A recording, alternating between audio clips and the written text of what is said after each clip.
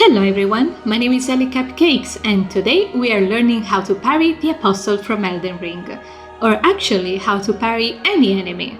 I'm making this tutorial mostly for fun, but also because most guides I've seen fail to realize that people have different reaction times and eye-hand coordination, so I will try to explain how I parry.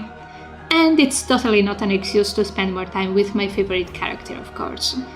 I will divide this tutorial in pattern explanations, timing, and positioning. So, first off, what is a parry?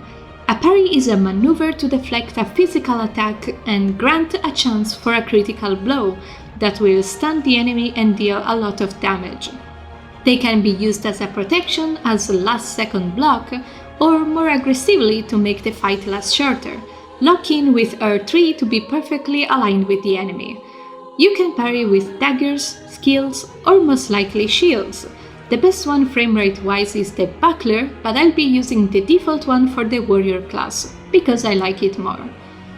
I'll be fighting the Apostle in particular because he has an interesting moveset. It's incredibly satisfying to parry, and I bet some people will love to know how to make his fight easier.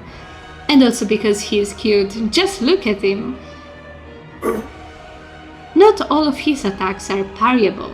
There are some known ones that are guaranteed to work, while others must be avoided. He often starts his pattern with a black flame projectile or a jump and plunge attack, depending on how fast you approach him. Both of these cannot be parried, so dodge forward or sideways to avoid them. The first parryable attack is the stab forward, which for some odd reason he does a lot in my playthrough.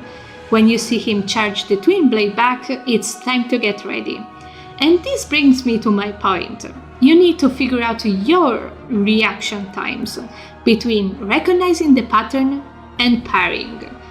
There is 3 outcomes from a parry: it happening too early, just right, and late. If you parry early, you might get a chance to dodge instead, as you won't have the time to try again. If it's just right, good job! You did a parry! And if you're late, you still get hit, but you'll receive less damage than if you completely got hit. With that in mind, my eyes are a little slower than my hand, so when I miss a parry, it's usually because I misinterpreted an attack or I didn't see it in time. Press the parry button, which should be L2, during the swing, so that the shield will be hit by the enemy weapon. That's what matters. Since the Apostle is very fast, you can press it a bit earlier with a shield and still get the parry. The stab attack can take different forms depending on which attacks it chains afterwards, so I'll show the ones I do know in slow motion. Next up we have where you can parry from. The positioning where you stand is just as important as the timing, because the terrain affects the character direction, so sometimes I like to work towards the attack if I feel like I need to be hit sooner to still be in the parry window and not tank the damage. I like to call this move the parry or die attack, because the spinning blade always follows this pattern, and if you miss it and get staggered, it's very difficult to dodge away. It looks very similar to the windmill attack, but this one starts pointing up, while the parryable one starts pointing down. Dodge forward once you get hit, because it's tempting to dodge backwards, but that way you are done for. If you parry early, don't panic. There might be a chance that you have the time to either D-lock and walk away, or roll through it, and stay behind him as he's walking really slowly for these ones. Sometimes the parryable attack is not the first of a combo. Like in this case, he lifts his leg and twirls the blade, and after waiting a couple of seconds, parry. Or you can do 2 parries, and on the second swing you get it. One of the easiest moves other than the stabs. The backhand slashes are also parryable, but they are even faster than the attacks coming from the left. I still haven't mastered them, but hopefully I'll manage to get a few. Sometimes walking to his left triggers them, so if you want to bait them, you need to do specific actions for each attack. Even healing at the right time may trigger a black flame projectile, which you can use to dodge forward and sneak a little attack.